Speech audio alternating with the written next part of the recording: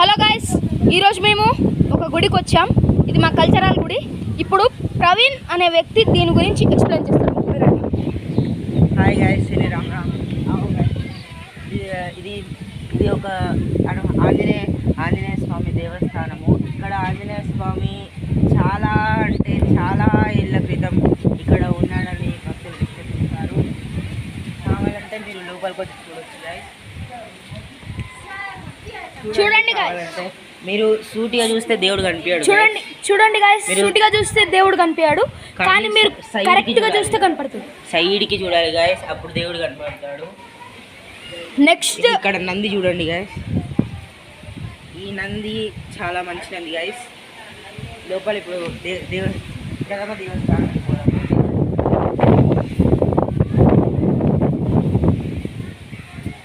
చూడండి గైస్. ఈయనే మా దేవుడు.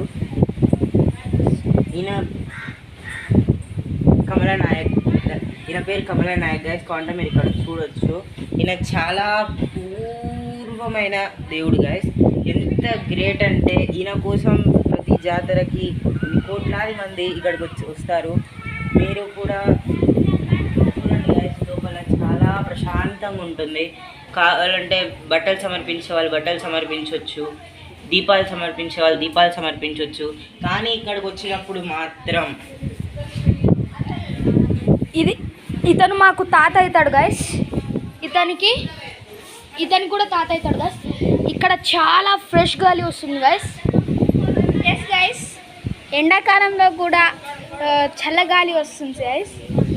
ఇక్కడ మా మమ్మీ ఇంకా మా అక్క వాళ్ళందరూ చాలా ఎంజాయ్ చేస్తున్నారు గైస్. భక్తులందరూ వస్తున్నారు, చాలామంది భక్తులు వస్తున్నారు గైస్.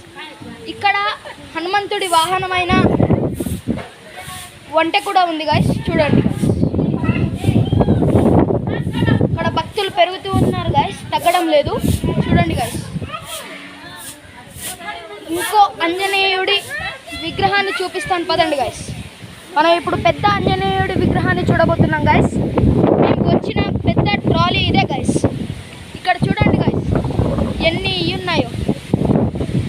చాలా ఫ్రెష్ గాలి వస్తుంది గైస్. ఇక్కడ వీళ్ళు వాటర్ ఫెసిలిటీస్ కూడా పెట్టారు గైస్. చూడండి, పెద్ద పెద్ద ట్యాంకులు పెట్టారు గైస్. మంచినీళ్ళే, కడుక్కోవడానికి స్నానం చేసుకోవడానికి కూడా ఉంది గైస్. వాటర్ ఫెసిలిటీ పెట్టారు గైస్. ఒక్కొక్కసారి జాతర వచ్చినప్పుడు కోట్ల మంది ఇక్కడికి వస్తారు గైస్. చూడండి గైస్, చూడండి, భక్తులు వస్తూనే ఉన్నారు గైస్. చూడండి.